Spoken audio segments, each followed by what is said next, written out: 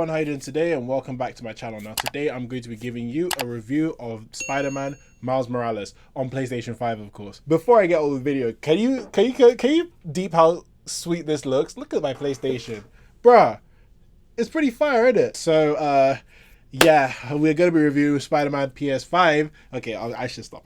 Spider-Man Miles Morales is a sequel to Spider-Man, the 2018 game, which came out exclusively on PS4 and is made by Insomniac Games. So they're the same developers that make this game, and obviously this is a PS4, PS5 exclusive. This is the sequel set in the same open world New York with Miles Morales coming into his own as Spider-Man. So what happens is Spider-Man, well, Peter Parker, he is training Miles, or basically going around doing missions with Miles in order for Miles to understand how to be Spider-Man. And Peter Parker wants to go on a holiday with MJ, and he leaves New York to Miles Morales. But unfortunately, there's a rivalry, gang war, well, not really a gang war, but there's a war basically between two factions, which is Roxxon and the Underground, and there's reasons behind that and conflicting interests, and the leader of the Underground, which is called the Tinkerer, is the main antagonist of the game. So what Miles has to do is he has to try and figure out how to beat both these factions, come to peace, and save Harlem, and also figure out his own version of what it means to be Spider-Man. Straight off the bat, I'm gonna say this game is flipping amazing. It's a flipping amazing game, and it's one of the best launch titles ever. So let's start off with the plot and the characters before I get to all the gamey stuff. So I really like the plot, actually. I thought it was really grounded, a bit more grounded than Spider-Man 2018, because when you think about it, Spider-Man has been doing this for 8 years, so his world can be ballooned and exploded, and he can do some crazy stuff and fight crazy villains and all that. But Miles Morales is a kid, and he's just learned how to be Spider-Man. So it made sense that this game would be a bit more grounded and more closed in space, so that Spider-Man, how do I explain it, Miles can get into his own as Spider-Man. I loved what the story was all about, even though I can't really say too much because of spoilers. By the way, I will be doing a spoiler review. You'll see that in a couple days or so. But the main gist of it to me was Miles Morales being his own Spider-Man, because a lot of the times in this world, because there's an actual Spider-Man who is doing a very good job, they see Miles Morales as Spider-Man and they see it as the other Spider-Man, the kid Spider-Man. Like, why should we trust you, Spider-Man? Not in a negative way, more in a like, you're a bit naive type Spider-Man.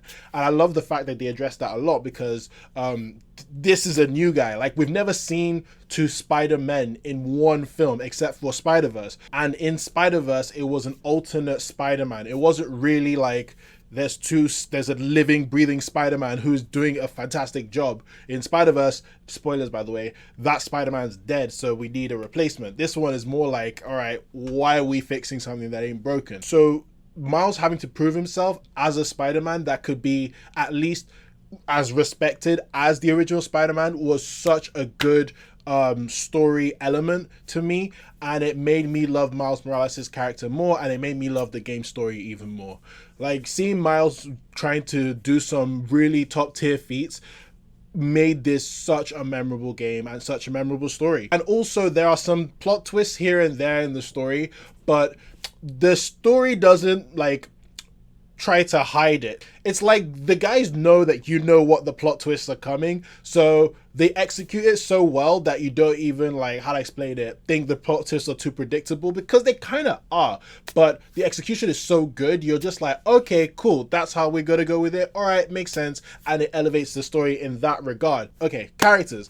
I love Miles Morales. I love him, man. I love him. I still kind of like Peter more, but I feel like Miles is getting there for me. Like, he's so likable. I'll admit, right, I do like the Into the Spider-Verse Miles more, but I can't complain. This Miles has his own story, his own world, and I love him because of it. He's witty, he's funny, he's naive, he's young, and also he has a really good supporting cast around him. Speaking of that supporting cast, Genki is a G. I love Genki. Like, Genki is basically Ned from the Spider-Man Homecoming movies, but I think he's a smarter version of Ned, so I liked him more because of it. Even Genki has some really cool lines to do with Spider-Man in this game. Yet again, I'm not going to talk about it because of spoilers.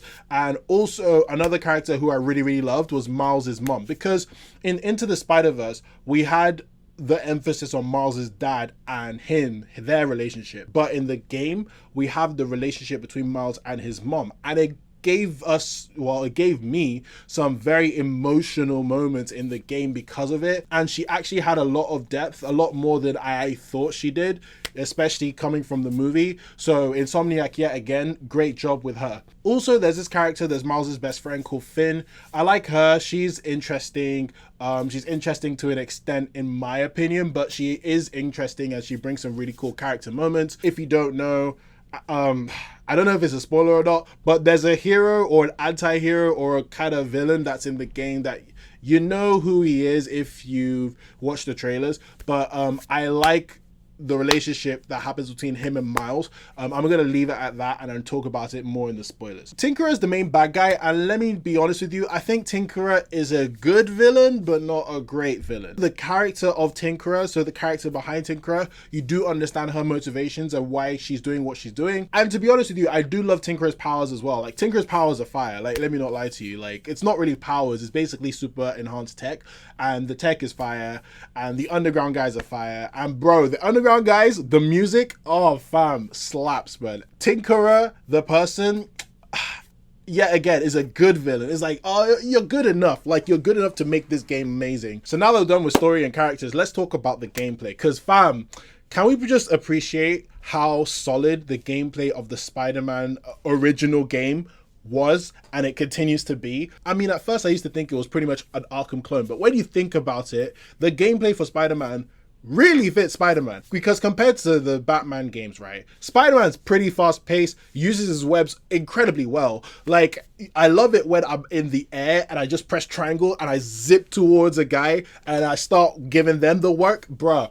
And speaking of the work, right, the serious work that Miles gives, right, I don't understand it. Like, I love it, but I don't understand it. And the work is demonstrated from the Venom powers you get, bro. Oh man, after playing this game, playing as Miles and having the Venom powers, in Spider-Man 2, he has to have at least 50% gameplay. At least 50. And I mean at least 50. Like, I'd rather play as Miles than Peter Parker, because the Venom powers are so cool. Like, dude, oh man, when you Venom punch someone, it's so satisfying.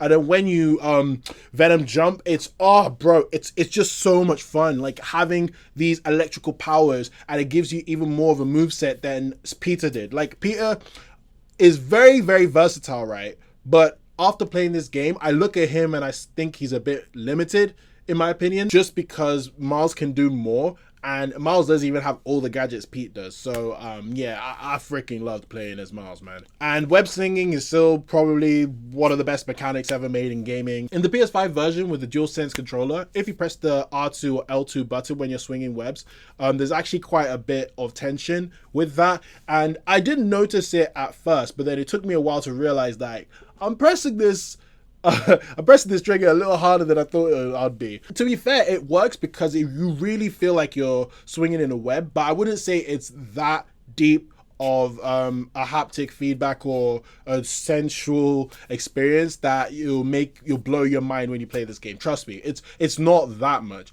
That's in Astros, by the way. And yep, I'll be doing a review for Astros well, tomorrow or so. Other than the fact that the web singing is still the same, it's still amazing. New York is still the same, it's still amazing. It's with winter, and the winter aspects of New York looks great. And then on PS5, it has two game modes, which is fidelity mode and performance mode.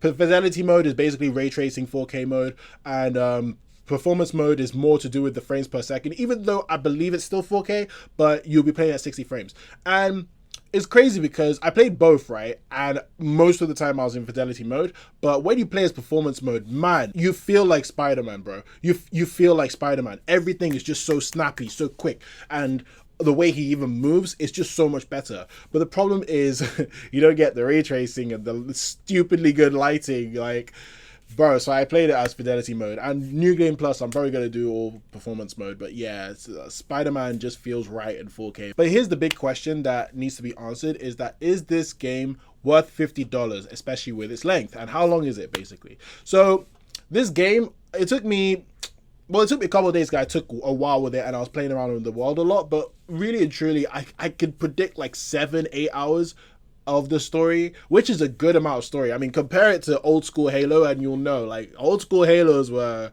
ridiculously quick. This is about the same length, and also it has a very big open world. I mean, yeah, it's the same world from Spider-Man PS4, but let's be real here, that world is pretty much almost perfect, so you're still going to have a good time with it, even after playing Spider-Man PS4 and maybe even being a New Yorker and seeing everything left, right, and center. There's also some cool mini games, there's the side missions, and they do encourage you to do a New Game Plus. So in terms of value for money, I think it does justify the $50 price point, but that's just my opinion. I mean, I won't blame anyone for saying that it should have been like DLC, because it really is. It's pretty much glorified DLC, but flipping good DLC. But in my opinion, I think it's a really good standalone game that's worth the money. So anyway, what's my final thoughts on Miles Morales? It has a great story, it has sweet characters, Miles is super likable, and the aesthetic of it is beautiful. The gameplay is fire, and Miles makes the gameplay even better, which I didn't think was that possible, but they did it. They did it very well. The ray tracing is beautiful. Oh, loading times?